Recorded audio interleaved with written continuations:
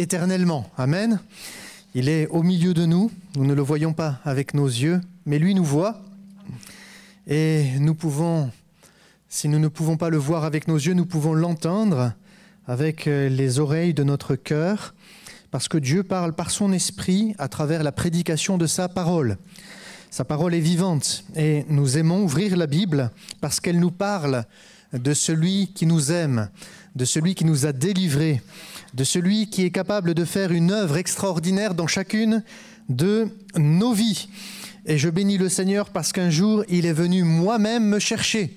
Alors que j'étais perdu dans la violence, eh bien Dieu m'a changé.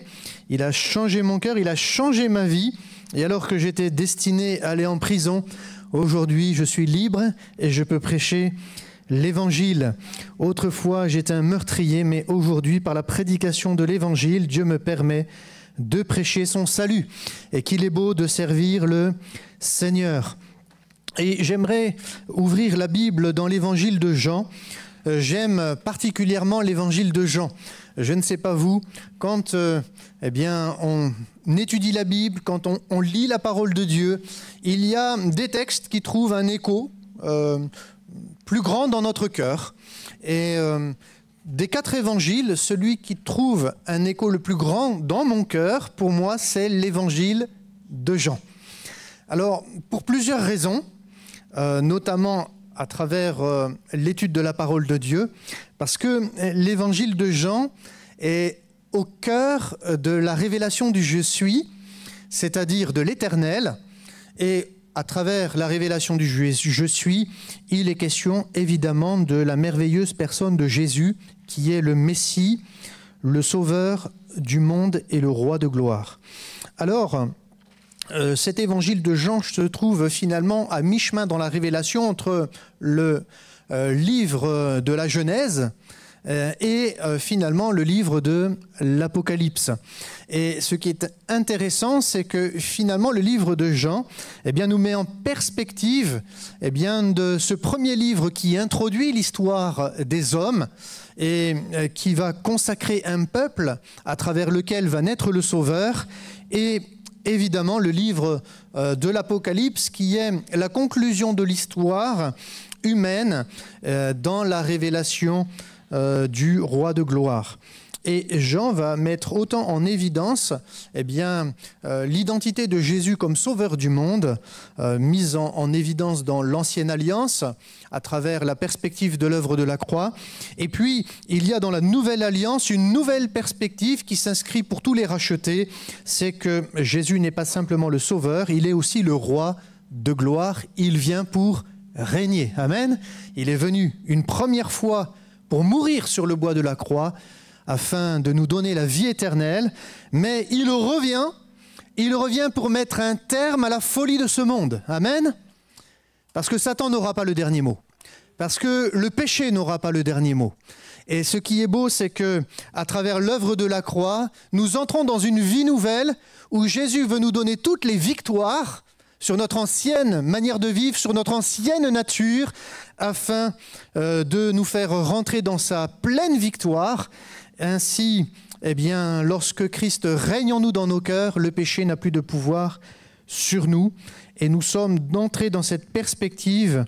Jésus est non seulement l'agneau de Dieu qui ôte le péché du monde, mais le lion de la tribu de Juda qui vient régner sur la terre. Et nous attendons ce règne. Amen.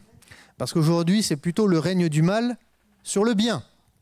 Mais un jour, voilà, de sa propre autorité, le Père enverra et permettra à son Fils de revenir dans le monde pour arrêter cette folie du mensonge, de la haine, des guerres, des injustices, de la violence, j'ai envie de dire de la perversion.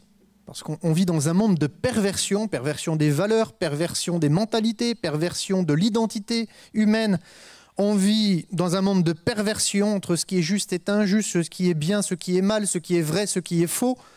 Et je ne sais pas si vous le percevez comme moi. En tout cas, c'est, je dirais, aujourd'hui, la manière dont je perçois l'histoire, c'est que plus on avance, plus le mal, plus Satan s'ingénue à pervertir toutes les notions de la vie, de sorte que l'homme n'a plus de repères.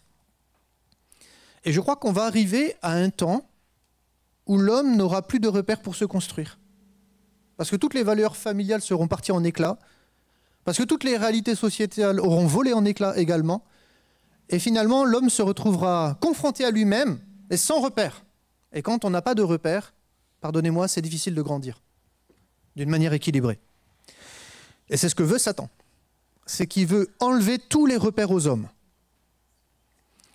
afin de l'amener dans un déséquilibre absolu pour mieux le manipuler et le détruire, le corrompre et l'anéantir.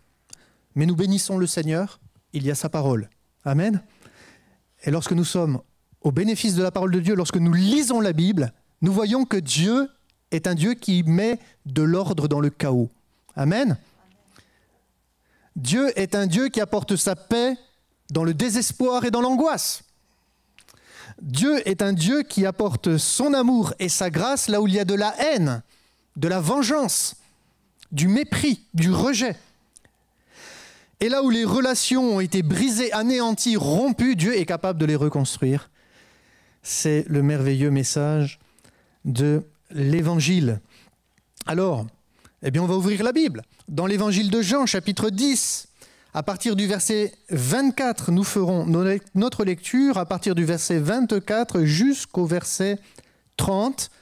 Et au fur et à mesure de cette lecture, je ferai quelques commentaires bibliques. Jean chapitre 10, verset 24. Les Juifs l'entourèrent, les Judéens, littéralement. Donc, c'est-à-dire les Juifs de la tribu de Juda, particulièrement. Parce que Israël, c'est un peuple qui est composé de 12 tribus. Parce que c'est une fratrie de 12 frères, nés de la postérité de Jacob. Un patriarche, fils lui-même d'Isaac, fils d'Abraham. Et donc, les Juifs de Judée l'entourèrent et lui dirent « Jusque à quand tiendras-tu notre esprit en suspens ? Si tu es le Messie, dis-le-nous franchement. » C'est une bonne question, n'est-ce pas? Parce que si nous n'avons pas de réponse à cette question, la Bible dit que nous sommes perdus. Et que nous n'avons pas Dieu pour Père. Alors c'est quand même important de connaître la réponse. Est-ce que vous avez déjà cette réponse? Au-delà d'une réalité intellectuelle, est-ce que cette réponse, vous l'avez dans votre cœur?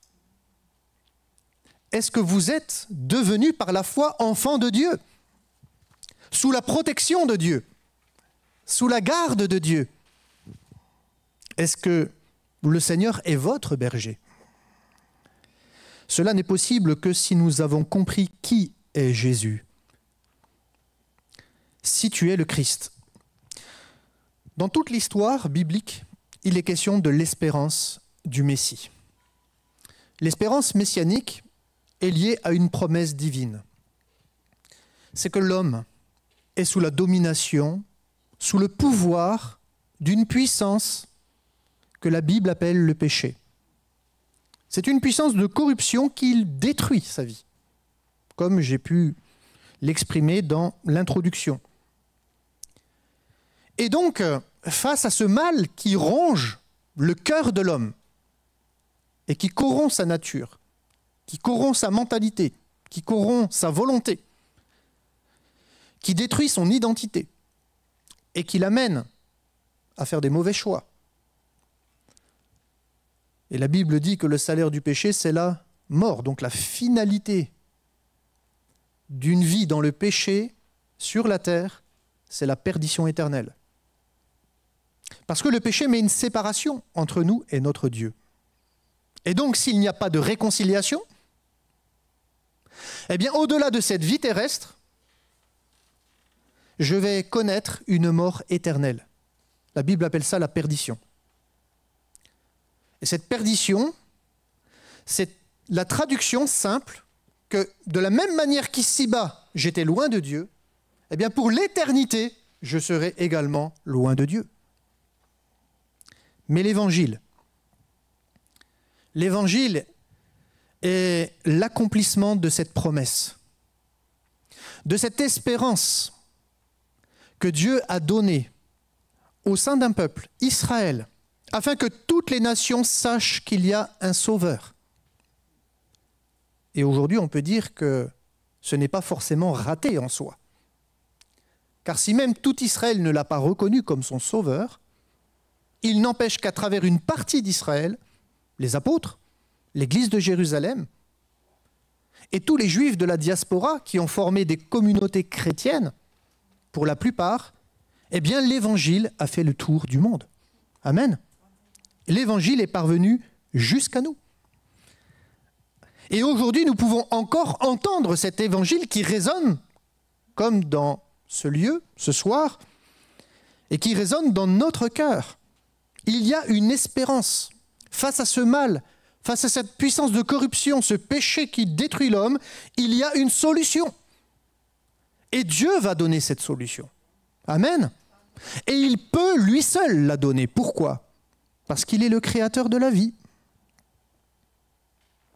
Certains pourraient me dire, mais s'il est le créateur de la vie, pourquoi la mort ? Dieu n'a pas créé l'homme pour la mort. Il n'a pas créé la nature pour la corruption, pour la destruction. Non.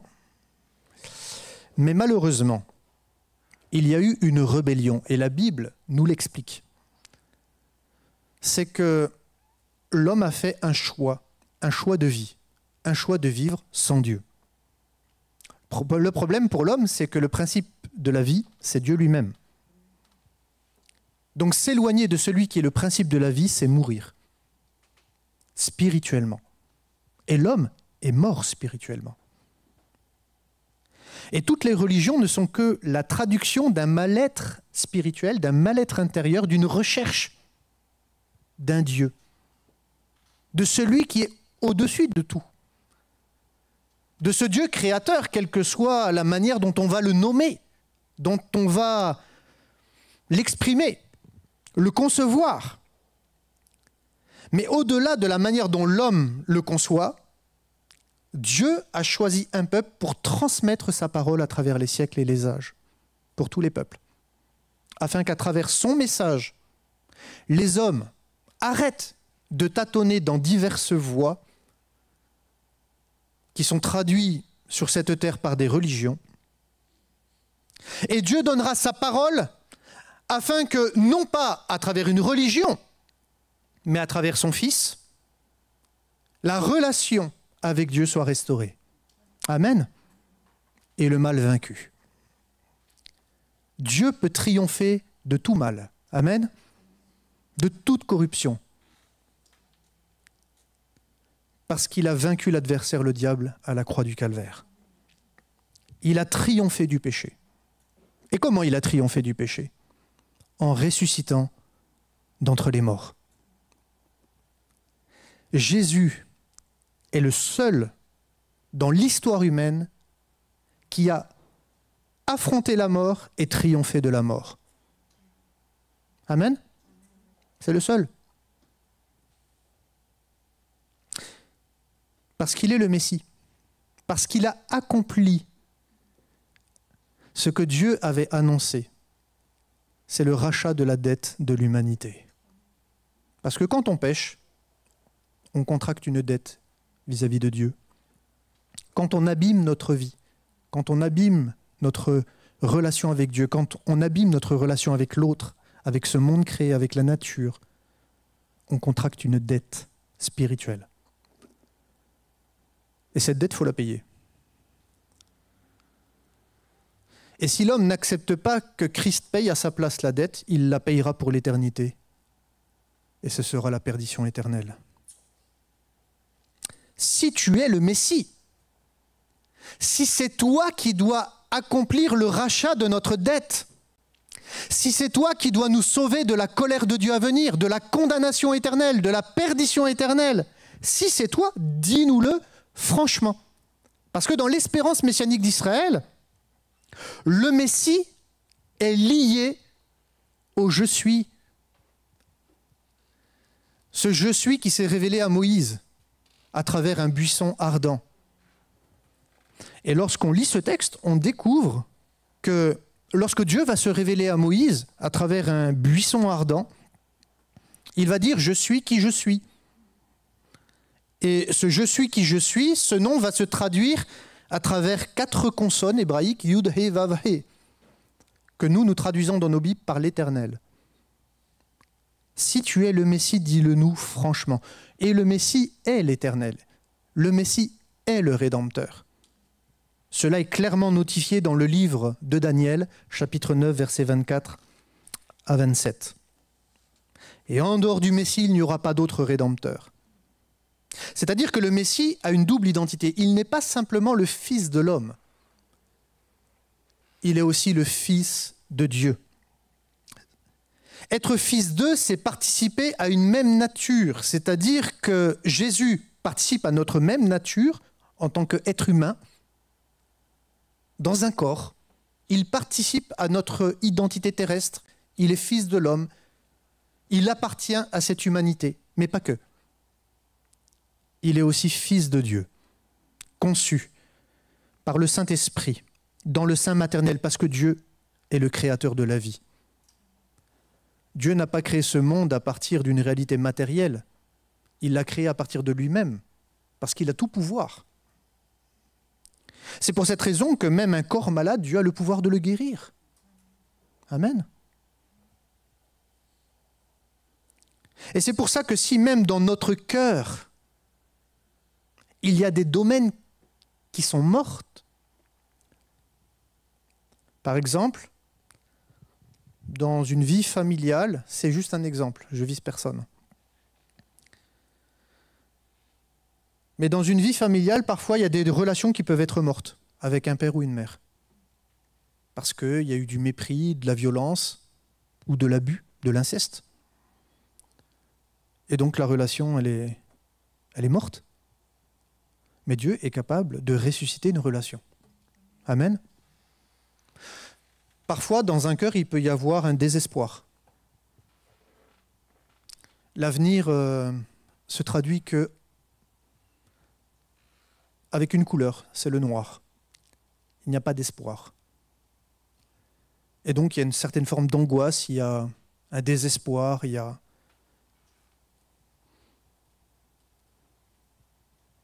On n'attend rien de la vie, on attend juste la mort. Mais Dieu est capable de ressusciter en nous de l'espoir. Amen. Il est capable de redonner à notre vie de l'élan, de l'enthousiasme, de la joie de vivre. Dieu est le Dieu des miracles. Il est le Dieu de la vie.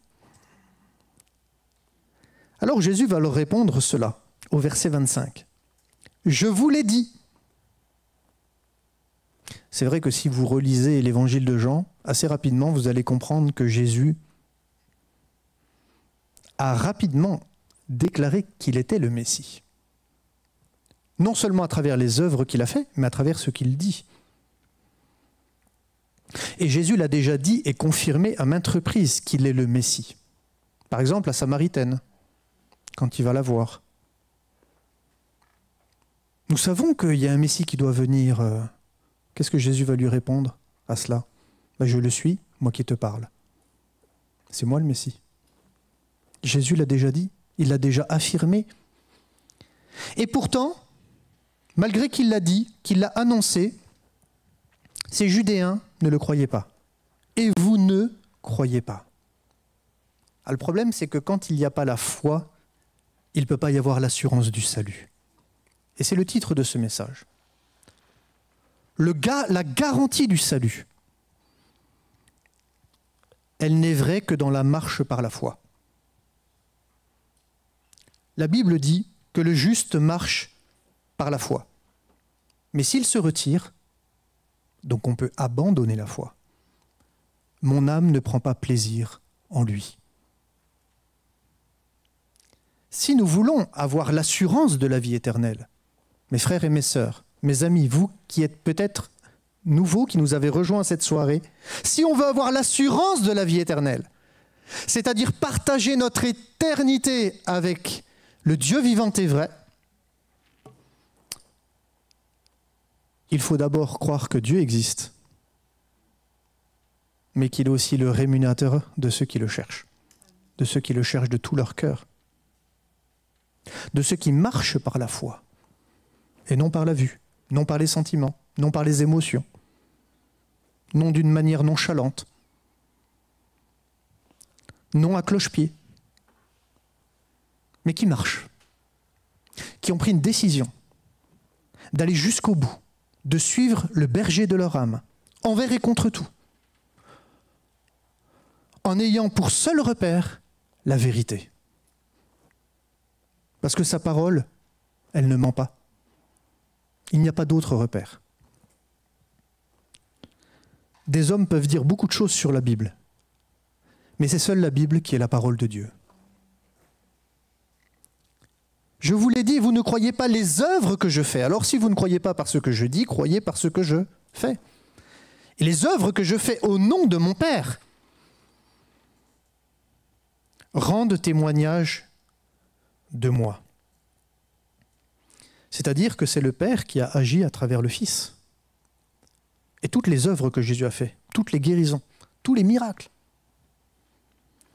sont le témoignage qu'il est le Messie, qu'il est l'espérance d'Israël, qu'il est le Rédempteur du monde, et qu'en dehors de lui, il n'y en a point d'autre. Mais vous ne croyez pas parce que vous n'êtes pas de mes brebis. La prescience de Dieu. Vous savez, on ne peut pas comprendre la doctrine de la prédestination, peut-être que c'est un mot qui vous paraît grossier, inconnu, difficile à comprendre. Mais la Bible parle de la prédestination. Il est impossible de comprendre la doctrine de la prédestination sans la notion de la prescience de Dieu. Dieu sait toutes choses par avance. Ce n'est pas parce que nous, on ne sait pas notre avenir que Dieu ne le connaît pas. Mais ce n'est pas parce qu'il connaît notre avenir qu'il a prédéterminé notre avenir. Chacun est libre. Vous ne croyez pas. On est libre de croire ou de ne pas croire. On est libre de recevoir ou de rejeter l'Évangile. La Bible nous parle de la prédication de la parole de Dieu par les apôtres, par exemple. Après que Jésus soit monté au ciel, l'Église s'était réunie à Jérusalem. Ils ont reçu du Père ce que le Père avait promis, c'est-à-dire le Saint-Esprit. Et là, il y a une manifestation des dons spirituels. Le peuple d'Israël, c'était un temps de fête solennelle en Israël, la fête de Shavuot, la fête de Pentecôte. Le peuple juif se réunissait, il revenait de tous les endroits où il était dispersé, donc de la diaspora. Sur tout le pourtour du bassin méditerranéen, eh bien, les Juifs faisaient ce voyage, comme ce pèlerinage, si vous voulez, à Jérusalem, pour honorer l'Éternel, présenter des sacrifices. Et là, il y a un événement incroyable qui se passe. Dieu va visiter son peuple par son esprit. Et alors le peuple va accourir. Mais qu'est-ce qui se passe? Et ils vont voir leurs frères juifs qui parlent en langue, qui prophétisent, qui disent des mystères du royaume de Dieu. Ils sont étonnés. Mais qu'est-ce qui se passe? Et là, Pierre, eh bien, va partager l'évangile. Et qu'est-ce qu'il va dire? Ceux qui acceptèrent sa parole. La parole de Dieu, c'est soit on l'accepte, soit on la rejette. Chacun est libre. Et la Bible nous présente l'évangile comme le fait que Jésus frappe à la porte de notre cœur, parce que notre cœur est l'habitation dans laquelle Dieu veut demeurer. Mais pour demeurer dans un cœur, ce cœur doit être purifié, lavé, nettoyé, dépoussiéré. Ce cœur doit être lavé de toutes ses impuretés parce que Dieu est saint. Et il ne peut pas habiter un cœur corrompu, un cœur sale, un cœur mauvais. Et c'est ça qui est extraordinaire. C'est que Jésus rend possible le fait que Dieu habite dans nos cœurs. Ce Dieu créateur du ciel et de la terre, que les cieux des cieux ne peuvent contenir au niveau de sa gloire, eh bien il a plu à Dieu d'habiter dans le cœur de l'homme. Ça n'intéresse pas Dieu d'habiter dans un temple aussi beau soit-il. On peut mettre des milliards sur la table pour construire le plus beau des temples, il serait tout en or, que Dieu se moque de ça. Ce qui intéresse Dieu, c'est un cœur pur. C'est un cœur qui a été nettoyé, qui a été lavé. Un cœur dans lequel il peut habiter pour être en relation personnelle avec chacun de nous. La foi chrétienne, ce n'est pas une religion. C'est une relation restaurée par la foi en Jésus. Et lorsque l'on croit en Jésus, alors ce Sauveur devient notre berger et nous devenons les brebis de son pâturage. Et ces brebis, lorsqu'elles entendent sa voix, au verset 27, qu'est-ce que nous dit Jésus? Je les connais et elles me suivent. Je leur donne la vie éternelle et elles ne périront jamais et personne ne les ravira de ma main. Et là, certains disent, à travers une petite, comment qu'on appelle ça? Pirouette théologique. Ah, mais vous voyez, on ne peut pas perdre son salut. Il est écrit, personne ne les ravira de ma main. Oui, mais il faut lire un petit peu les versets avant, où il est écrit, elles me suivent. C'est dans la mesure où nous suivons le Seigneur que personne ne peut nous ravir de sa main. Amen. Ça veut dire que si nous demeurons dans le troupeau, en suivant les traces du bon berger, j'ai l'assurance qu'il me guide sur le bon chemin et que j'hériterai la vie éternelle. Mais si je n'accepte pas de suivre le Seigneur, et suivre le Seigneur, c'est très très simple. Jésus nous a montré un chemin. Il est lui-même ce chemin. Le chemin que nous devons suivre. Et quel est le chemin que Jésus a emprunté? Eh bien, dans sa vie, dans son ministère, Jésus a effectivement emprunté un seul chemin. Et ce chemin le conduisait à la croix. Car pour que la vie de Jésus se manifeste en nous, sa grâce, ses victoires, ses bienfaits, ses bénédictions, il fallait qu'il meure pour que nous puissions vivre. Il fallait qu'il souffre pour que nous soyons guéris. Il fallait qu'il soit rejeté pour que nous soyons accueillis. C'est beau l'évangile. Il a accepté ça pour nous, pour chacun de nous. C'est-à-dire qu'à travers l'œuvre de la croix, il nous a ouvert la porte du ciel. C'est-à-dire de la dimension céleste qui nous était inconnue, qui était éloignée de nous, pour nous redonner notre véritable identité d'enfant de Dieu. Oui, dans la mesure où nous suivons le Seigneur et que nous apprenons à le connaître, parce qu'il est écrit « Mes brebis entendent ma voix ». Pour entendre la voix, il faut lire la Bible, il faut aller à l'église. Il faut avoir une vie spirituelle, il faut avoir une communion avec Dieu. Parce que c'est dans cette mesure-là que Jésus nous connaît aussi.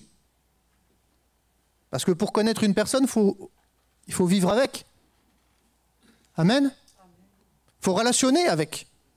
Si je dis, mais moi, je n'ai pas besoin d'ouvrir la Bible, c'est difficile de prétendre qu'on connaît Dieu. Si je veux faire ce que je veux de ma vie, oui, la croix, c'est pour Jésus, mais ce n'est pas pour moi. Ça veut dire qu'on ne le suit pas. Mais si je ne le suis pas là où il va, comment un jour je pourrais être avec lui là où il veut nous conduire si je ne le suis pas? Vous savez, c'est comme un jour, si on veut aller à Paris, ici, il faut prendre l'avion. Vous êtes d'accord avec moi? Mais à l'aéroport, il y a plusieurs destinations. Si Jésus vous dit, pour aller à Paris, c'est Air Corsica. Le tarif, c'est tant. Ouais, ben non, moi je ne suis pas d'accord. Hein. Il n'y a pas un autre truc? Ah oui, il y a Volotea qui m'amène à Nantes. Ça me coûte moins cher. 70 € le trajet, au lieu de 250. Ben, je regarde dans mon portefeuille, quoi. Ben, je vais à Nantes, ça coûte moins cher. Ça sera aussi bien.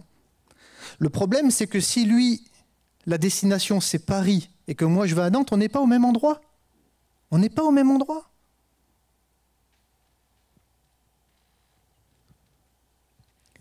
C'est-à-dire que si nous voulons avoir la vie éternelle, il faut accepter de nous soumettre à sa volonté.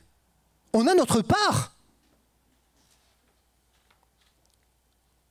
Et si nous ne voulons pas céder notre première place dans notre cœur, ce moi qui est là, notre ego, notre volonté, si nous ne voulons pas la soumettre à la volonté de Dieu,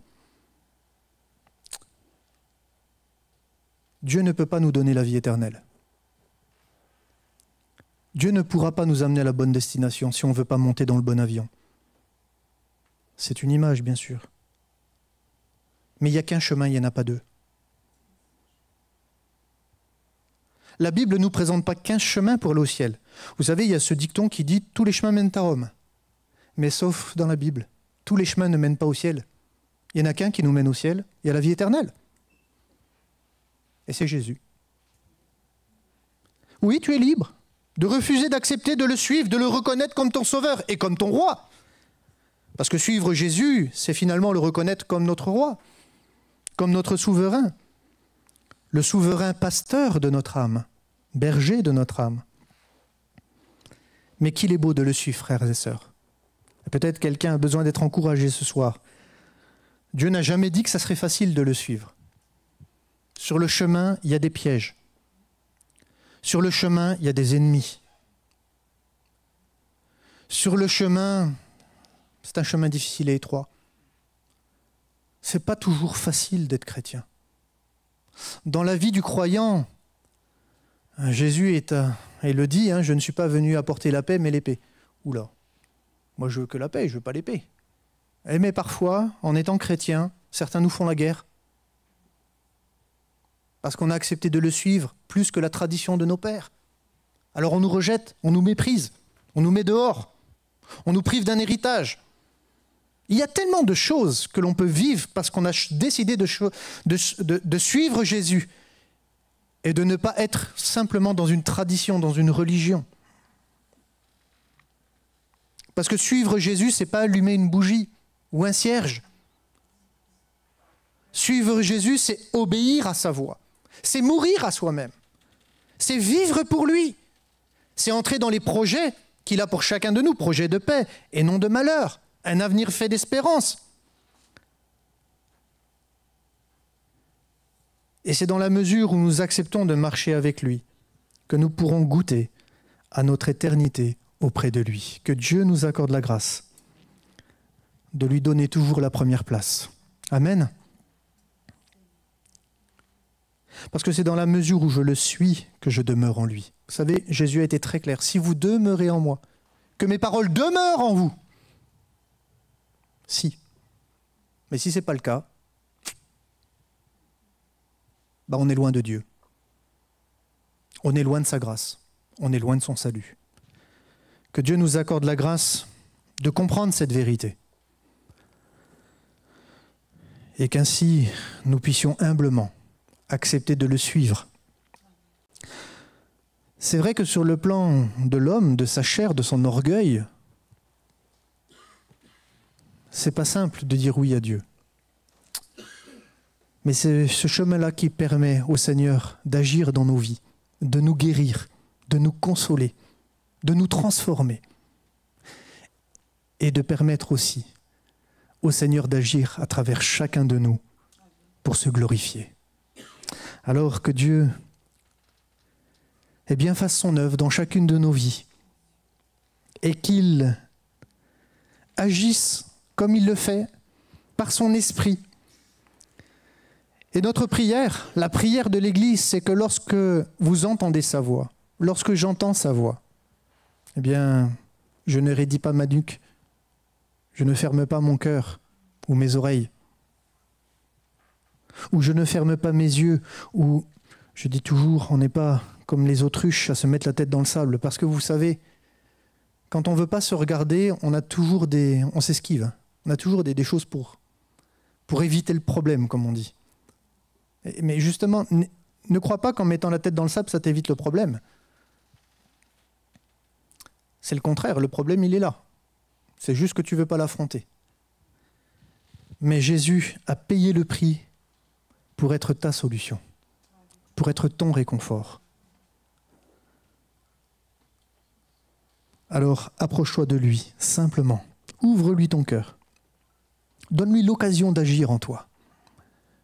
Et il fera son œuvre merveilleuse, comme il l'a fait dans un certain nombre de vies qui sont présentes et dont leur présence vous assure que Dieu est un Dieu vivant. Je dis toujours que lorsque les chrétiens se réunissent, vous savez, on n'est pas simplement à s'asseoir sur une chaise là pour dire « je ne savais pas quoi faire ce soir, donc je suis venu assister à la réunion ». Non. En réalité, quand on vient à l'église, on sert le Seigneur. Amen. Peut-être qu'on n'est pas un intervenant direct, mais en réalité, par notre présence, on est un intervenant indirect. Parce que ceux qui ne voient pas et qui ne connaissent pas le Seigneur encore, voient que, il y a des gens qui sont présents quand même. Peut-être que c'est la vérité. Allez vers les uns, allez vers les autres. Questionnez les uns, questionnez les autres. Parce que les chrétiens qui sont là ce soir, ce sont des personnes, des hommes et des femmes qui ne sont pas dans une religion, mais qui vivent une relation avec Dieu, qui ont rencontré le Seigneur et qui marchent avec lui, et dont le Seigneur les protège, les guérit, les nourrit spirituellement. Alors, que Dieu vous accorde la grâce de mieux connaître l'Évangile à travers les frères et les sœurs qui ont connu la bénédiction de Dieu et qui peuvent vous témoigner que cette bénédiction ne suit d'aucun chagrin. Le prix à payer n'est pas facile, mais la grâce de Dieu, elle vaut le coup d'être vécue. Il vaut mieux être connu de Dieu que connu des hommes. Il vaut mieux être aimé de Dieu qu'aimer des hommes. Que Dieu vous accorde la grâce, oui, de le connaître et de l'accepter dans votre cœur, comme ce Sauveur et comme ce Roi. Que le nom du Seigneur soit béni. Seigneur, merci. Tu es au milieu de nous, tu es là, tu agis. Seigneur, à travers les chants, à travers la prédication, à travers notre présence, nous savons que le Saint-Esprit agit. Seigneur, parce que tu dis dans ta parole qu'elle ne revient pas à toi sans avoir accompli ses effets. Ces effets, c'est soit un effet de vie, soit un effet de mort. Un effet de vie pour celui qui ouvre son cœur, mais un effet de mort pour celui qui se ferme à toi. Car nous pouvons être, même les uns pour les autres, une bonne odeur de Christ, un parfum de vie, mais nous pouvons être aussi un parfum de mort. Lorsque ceux qui nous entourent rejettent l'Évangile. Seigneur, nous voulons te prier afin que dans ta grâce, tous ceux qui sont dans ce lieu ce soir aient leur vie transformée et leur vie sauvée, qu'ils soient pardonnés de leurs péchés en acceptant de reconnaître leurs torts, en confessant de leur bouche leurs péchés, en s'humiliant devant toi, en pliant le genou devant toi, en te demandant simplement pardon. Seigneur, tu dis que l'humilité précède la gloire. Seigneur, s'il y a une âme qui, ce soir, serait prête à s'humilier devant toi en disant « ma vie, ce n'est pas une réussite, ça pourrait être mieux ». Certains pourraient dire « oui, mais ça peut être pire ». C'est vrai, mais ça peut être mieux. Seigneur, eh bien que s'il y a une âme qui voudrait simplement s'humilier devant toi, eh bien qu'elle fasse ce soir cette démarche de s'approcher de toi. Et ainsi en confessant son péché et en le délaissant, en disant « Seigneur, toi tu peux tout, change ma vie, change mon cœur, change ma mentalité. Tu vois cette puissance qui est en moi qui me pousse à faire le mal. Tu vois cette haine peut-être qui est en moi, ce mépris. Tu vois peut-être cette souffrance, cette blessure. Seigneur, change-moi et guéris-moi, sauve-moi. Oh Seigneur, fais de moi quelqu'un de nouveau. Parce que c'est ça l'Évangile, c'est faire de chacun de nous une personne nouvelle. Seigneur, que ta grâce soit à l'œuvre ce soir dans chacune des vies qui sont présentes, dans le beau nom de Jésus. Amen. Amen. Gloire à Dieu. Amen. Amen. On aura l'occasion